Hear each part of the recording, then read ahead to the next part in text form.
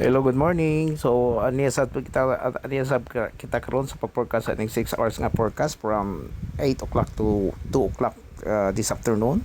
Today, May 8, 2026, and our time is 8:11.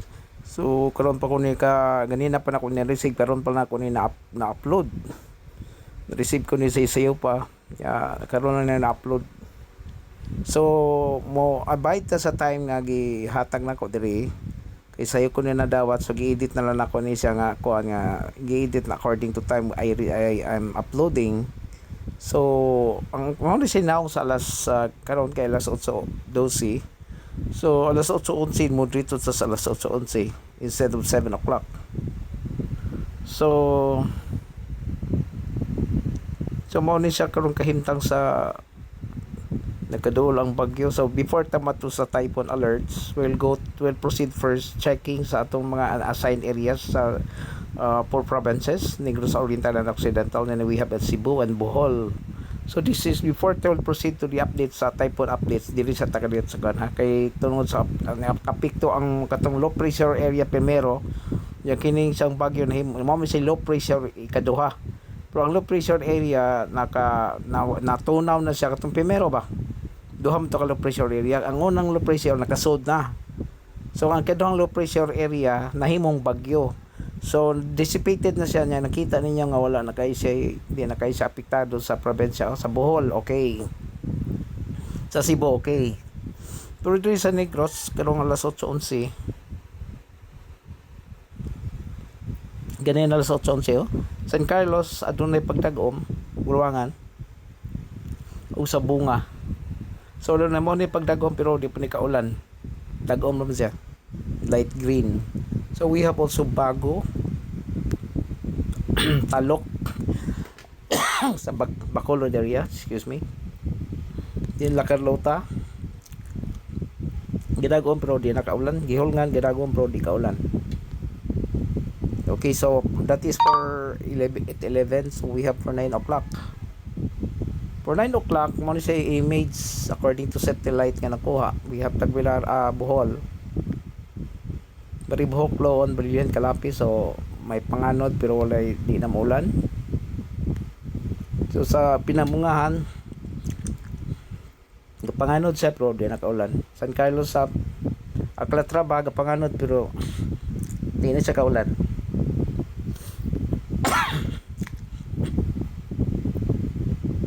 We have also Bacolod going to Bago, di panganod pero di nakaulan, light green ra. The same La Carlota, ganina mo na sa pero di nakaulan. Okay, so mao ni siya karon kay dissipated na ang low pressure. Dutay na kayo nga panganuron. That's this, what will happen? Okay, kita na do dissipated ang low pressure.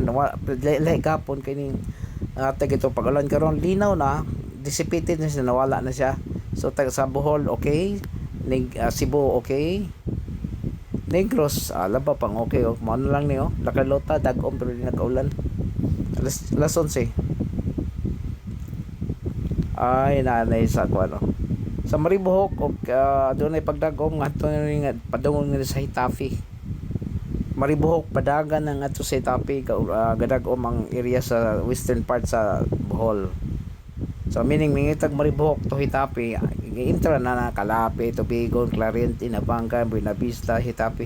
So mo na sa mga mo na sa mga area nga panganod pero di pa nakaulan. Tungod aning high pressure sa PAR. Toledo di nakaulan, gadagom sa di nakaulan. Okay, so mao po sa Negros, so malinaw kayo. Kabayan gadagom pero di nakaulan. So tungod mong sa high pressure po doon mismo dissipated ganing ang primerong low pressure na sulod. So ikaduhang low pressure mo ning bagyo, may chance po ning ma-dissipate, may chance po ning mawala ba, matunaw ra 12 o'clock karon udto.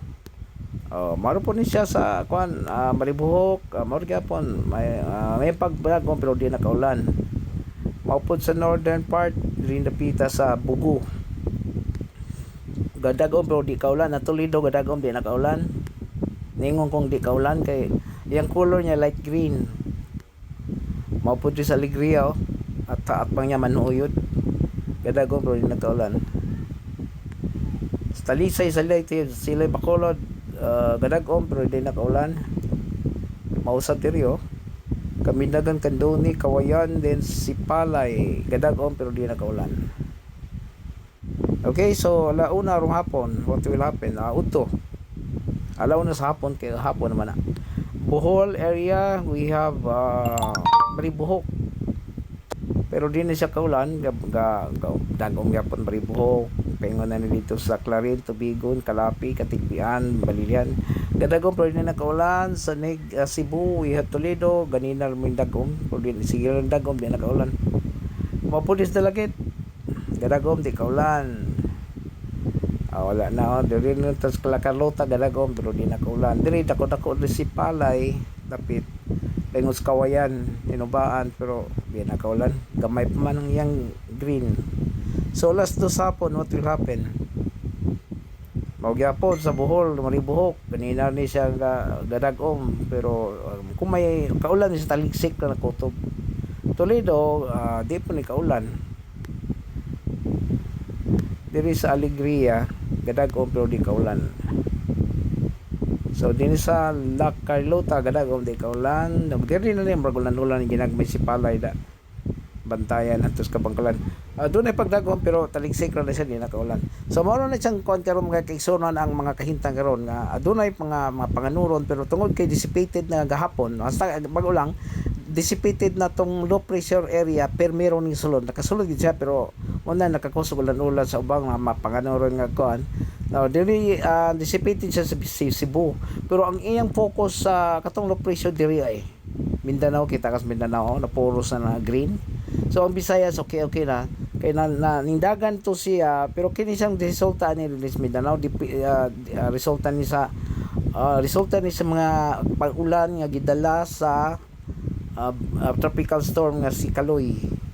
Nakaloy na ni siya kay kasulod-sulod paingon naman sila sa kuan sa PAR. Doon siya sa PAR ngalan na siya dan sa Kaloy. Pareha na itong ngalan itong sa unang bagyong Kalitag Tipas. So ato to slow pressure sa bagyong Hagupit or Kaloy. So kini siya mga kaigsunan. Kini siya nagkaalam na siya sa Guampa. Ang iyapang kuan niya is tropical storm, yung kategory ba? Tropical storm magulang sa depression. Ang iyang kuan mga kaigsunan sa Guamo, bila nakadaan ka baglis ang iyang gagya no.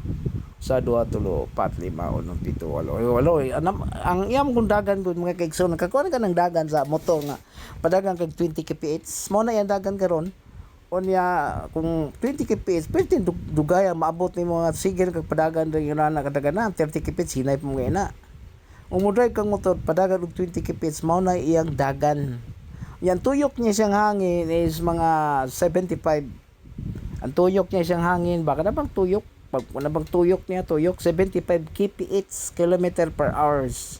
So kung imong imagine ang pagpadagan og motor 75 kph kapatsway kag padagan mo na yan tuyok sa iyang hangin.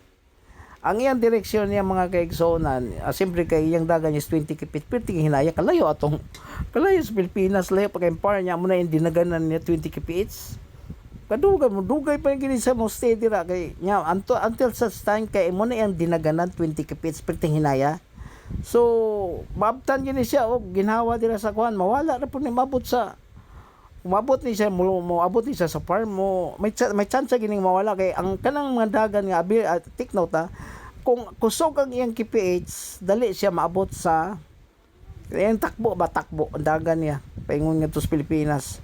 Kung mo ni yan dinaganan, malusaw gini kapaingon gini mawala kay ang dinagan niya hinay niya di sa dili may okay lang yan primero gadagan siya maingon tag mga ang kph niya sa 80 kana musupra kay 50 okay na pero kabot sa 50 ang yang kph niya mo ni ang dinaganan matay maabtan ni sa ginawa mamatay ra ni di kaabot sa Pilipinas sa Mayrapod. So mo ni siya dinaganan 20 kph niya ang iyang bila kada bang tuyok sa hangin niya 75 to 85. So mo na siya ang kuan niya. So kini chance kung ako lang analysis now as kan kag-agim kita nag pagtuon ani yang dagan. Ang iyang dagan is 20 kph matay layo pa mga nang kaabot sa kuan. Mura ka travel San Carlos do Dumaguete ba. 20 kph imong dinaganan niya ang imong destination Dumaguete.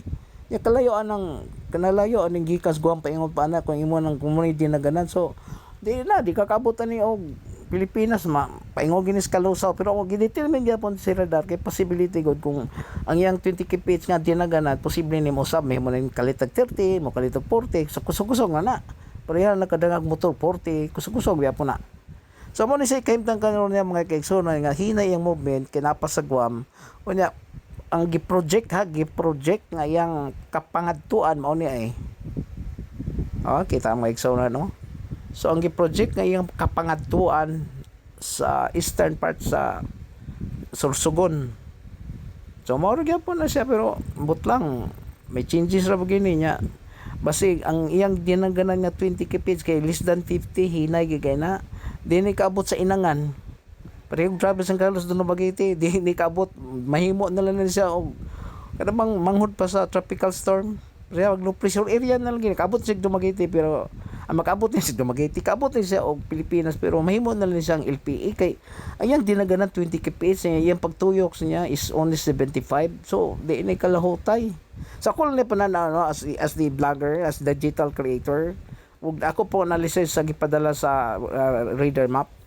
Kay siyempre may kabuot man ta, may analysis po tang ato. Sa ako lang analysis no. Di ni kaabot og kaning dagana og 20 kph ang dagan. Di ni kaabot nga to sa Pilipinas. Lusaw gini nya kay ang direksyon niya ang projection sa radar dapit ang Sorsogon.